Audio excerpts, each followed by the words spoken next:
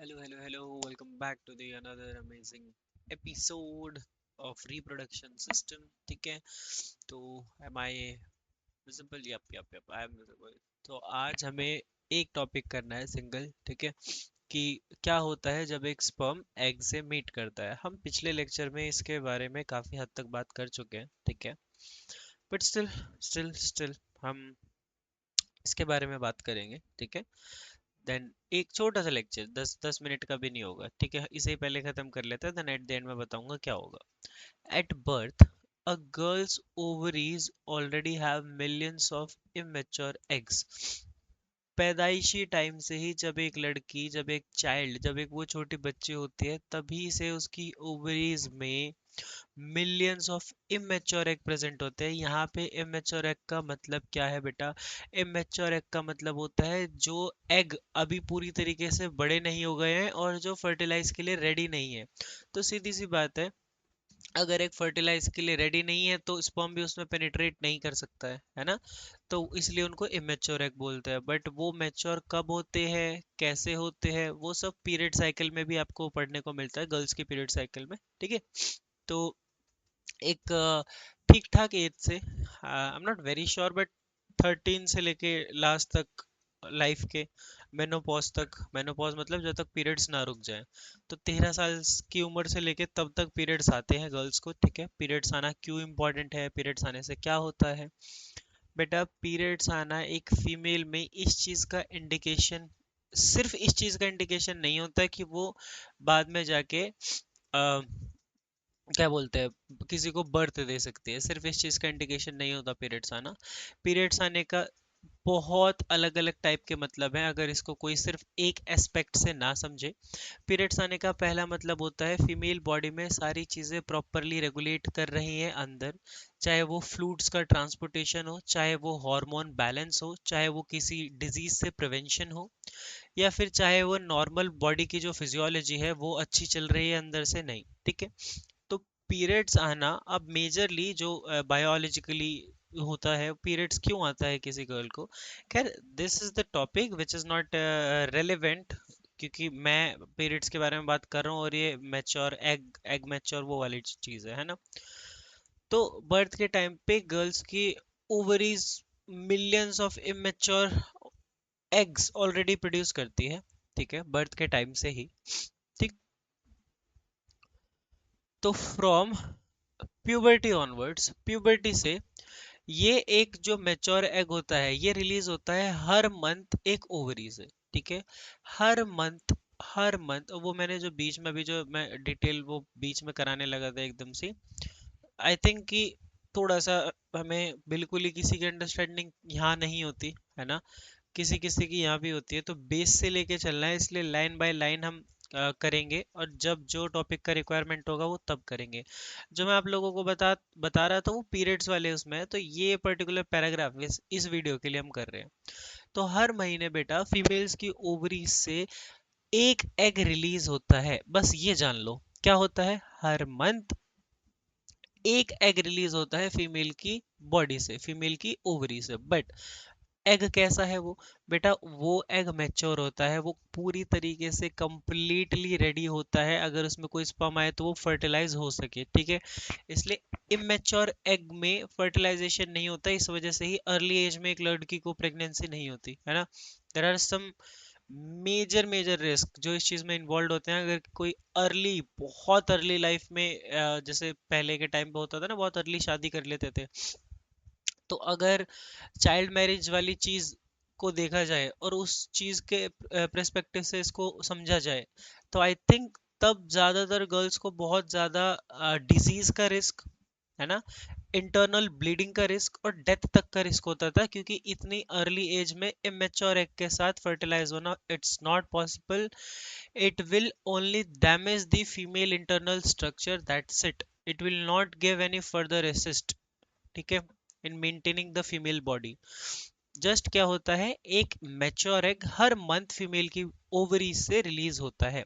अच्छा, ये हर मंथ क्यों रिलीज हो रहा है भैया? होते तो लाखों हैं फीमेल की बॉडी में, बट रिलीज सिर्फ एक होता है हर मंथ, हाँ, ऐसा क्यों होता है भैया? ये हम इससे नेक्स्ट वीडियो से मतलब जो थर्ड वीडियो आएगी मेरी उसमें, क्योंकि पीरियड साइकिल पे एक प्रॉपर वीडियो बनाना चाहता हूँ मैं। वजाइनल हेल्थ केयर कैसे क्लीन रखना है, कैसे सारी चीज़ों का ध्यान रखना है, किन हाइजीन्स का, किन प्रिकॉशंस का ध्यान रखना है, उस पर प्रॉपर वीडियो है।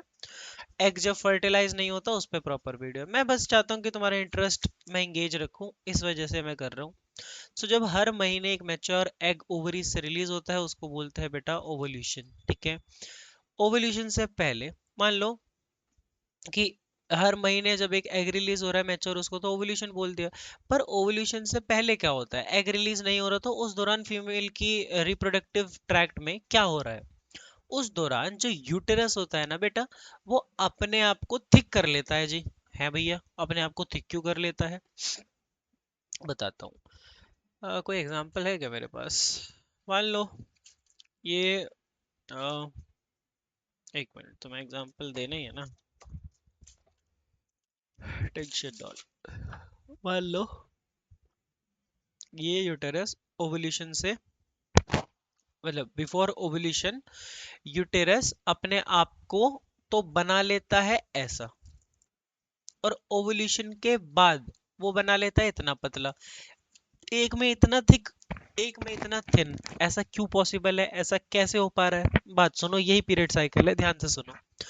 ओवुलेशन से पहले, ओवुलेशन मतलब जब तक एक मैच्योर एग ओवरी से रिलीज नहीं हुआ है, तो यूटेरस हर बार अपने आप की लाइनिंग थिक कर लेता है, उसको लगता है एक एग रिसीव होगा, और एग रिसीव होगा तो आगे फिर एक स्पर्म भी आएगा, फर्टिलाइजेशन भी होगा, तो वो इस वजह से क्या करता है, अपने आप को थिक रखता है, ताकि कोई भी बेबी आए, मतलब बेबी धीरे धीरे धीरे धीरे धीरे धीरे डेवलप हो, बेबी यूटेरस में इम्प्लांट हो सके, इम्प्लांट माने चिपक सके, और चिपक के बेबी गिरे ना, आए, हाँ चिपक के बेबी गिरे ना, इम्प्लांट हो सके। तो यूटेरस अपने आप को थिक क्यों करता है, थिक यूटेरस बेटा इस वजह से करता है ताकि बेबी एक यूटेरस पे इम्प्लांट हो सके, इम्प्लांट माने चिपक सके, चिपक जाए, गिरे ना, ठीक है।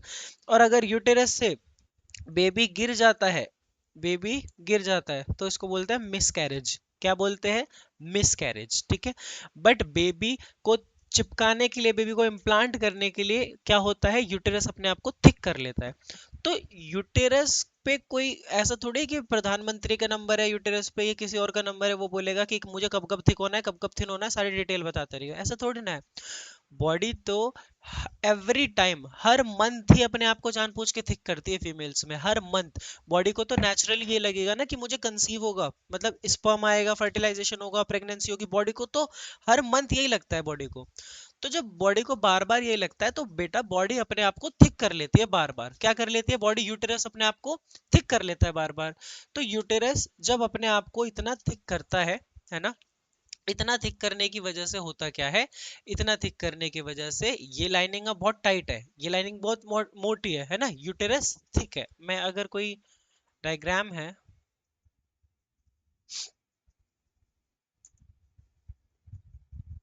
ना, कोई डायग्राम है अगर, तो मैं बता देता हूँ आप लोगों को। तो बॉडी अपने आप को जब, मतलब यूटेरस जब अपने आप को थिक कर लेगा तो ऐसा दिखेगा, ठीक है। ये तो खैर एक सिस्ट वाली फॉर्म है, मतलब ये तो एक डिजीज है, बट स्टिल कहने का मतलब ये है, यूटेरस अपने आप को कब थिक करेगा, जब उसको नीड होगी, जब उसको लगेगा कि हर मंथ कंसीव होगा।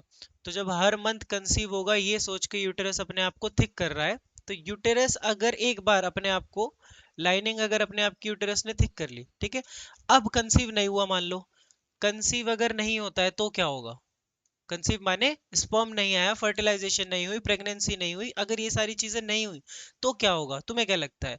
तो ये जो थिक था, इतना मोटा यूटेरस जो अपने आप को कर लिया था बेबी को इम्प्लांट करने के लिए, अब ये तो किसी काम का है नहीं, तो ये थिक से अपने आप को धीरे धीरे नॉर्मल शेप थिन कर लेगा, ठीक। थिक से अपने आप को धीरे धीरे नॉर्मल थिन कर लेगा, और थिन जब ये अपने आप को दोबारा कर लेता है तो फीमेल्स में वही थिक से जो थिन होता है उसकी वजह से ही लिटिल ब्लीडिंग होती है, उसी चीज को पीरियड्स आना बोलते हैं फीमेल्स में, ठीक है। उसी चीज को क्या बोल रहे हैं फीमेल्स में, पीरियड्स आना, ठीक है। मेरी बात समझ में आ गई, जब इस थिक चीज का कोई काम नहीं है और अब जो लाइनिंग यूटेरस की थिन हो जाएगी,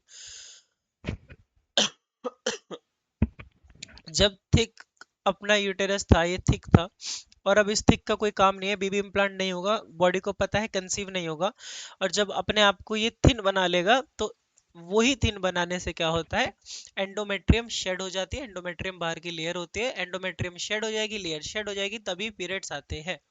ठीक है बेटा, एंडोमेट्रियम शेड हो जाएगी और तभी पीरियड्स आना स्टार्ट हो जाते हैं। लेट्स से दैट ये कोई भी कलर है पीरियड्स का, है ना, तो एंडोमेट्रियम पहले ऐसी थी थिक, जब उसका कोई काम नहीं रहा एंडोमेट्रियम का थिक के बाद, उसको लगा बॉडी कंसीव नहीं, मतलब बॉडी कंसीव नहीं करेगी, कंसीव नहीं करेगी तो जो नेचुरली थिक कर रखा था यूटेरस उसको थिन कर देगी बॉडी, अब थिन कर देगी ऐसी, अब थिन होने से एंडोमेट्रियम शेड हो जाएगा, जब लाइनिंग शेड होगी तो ऐसे कलर आ जाएगा, वही पीरियड्स है। ठीक है, ब्लड आ जाएगा, वही पीरियड्स है। इतना समझ में आ गया? एक तरीके से मैंने तुम्हें पीरियड्स की साइकिल ही बता दिया। ठीक है। एज द ओवल्यूशन हैपेंस, मतलब जब ओवल्यूशन हैपन होता है माने जब एग ओवरी से रिलीज हो रहा है हर 14 दिन में, एक मैच्योर एग, या फिर हर एक महीने में, वैसे तो 14 दिन में रिलीज होता है, बट इसमें मंथ लिखा है एनसीईआरटी में, इसका मतलब मैच्योर एग एक महीने में रिलीज होता है, वैसे 14 दिन में नॉर्मल एग्स भी रिलीज होते हैं। तो एग ट्रेवल करता है ओवरी से ओविडक्ट में। ओवरी कहाँ है, ये रही, ओवरी से यहाँ पे बेटा एग बनता है, एग कहाँ बन रहा है या हॉर्मोन्स कहाँ बन रहे हैं, ओवरीज में। तो ओवरीज से ट्रेवल कहाँ होगा, ओवरीज से ट्रेवल, एक मिनट, हाँ, ओवरीज से ट्रेवल कहाँ होगा, फेलोपियन ट्यूब में। कहाँ पे, ओविडक्ट किसको बोल रहे हैं, फेलोपियन ट्यूब को ही तो बोल रहे हैं, तो ओवरीज से कहाँ होगा, फेलोपियन ट्यूब में। समझ में आ गया? तब during sexual intercourse millions of sperm enter through a vagina, माने अगर कोई दो इंडिविजुअल सेक्स कर रहे हैं, कोई दो इंडिविजुअल इंटरकोर्स माने सेक्स, ठीक है, तो कोई दो इंडिविजुअल अगर सेक्स कर रहे हैं, इंटरकोर्स कर रहे हैं, तो मिलियंस ऑफ स्पर्म एंटर करते हैं वजाइना के थ्रू, वजाइना के थ्रू अंदर पूरा, फिर यूटेरस में, मतलब ऑफ कोर्स एक रिप्रोडक्टिव ट्रैक है प्रॉपर, जस्ट इन केस मैं बता रहा हूँ एग्जांपल, कि पहले वजाइना में धीरे धीरे सर्विक्स से ऊपर जाएंगे, सारी चीजें, है ना, तो वजाइना के थ्रू एंटर करते हैं, और हमने पढ़ा भी था वजाइना का स्ट्रक्चर कल वाले लेक्चर में। तो ये स्विम करते हैं through the reproductive tract, reproductive tract के थ्रू स्विम करते हैं, और ये and may reach the egg in the oviduct, oviduct में एग चला जाता है। ठीक है, if a sperm encounters an egg and succeeds in fusing with it, मेरी बात को ध्यान से सुनो, अगर एक एग स्पर्म के साथ मिल गया और सक्सीड हो गया, सक्सीड माने वो उसके अंदर पेनिट्रेट कर जाता है, जैसे ये देखो ये एग है, ध्यान से देखो ये एग है, ये स्पर्म है, अगर ये दोनों पेनिट्रेट करेंगे तो बेटा जाइगोट बनता है, जाइगोट एक सेल है, जाइगोट धीरे धीरे एम्ब्रॉय में कन्वर्ट होता है, एम्ब्रॉय हमारा फाइटस में बनता है, ये हम पिछले लेक्चर में जान चुके हैं कि जाइगोट, फाइटस और एम्ब्रॉय में क्या डिफरेंस होता है। अगर आपको डिफरेंस फिर भी स्टिल पता करना है, so I can do this for you.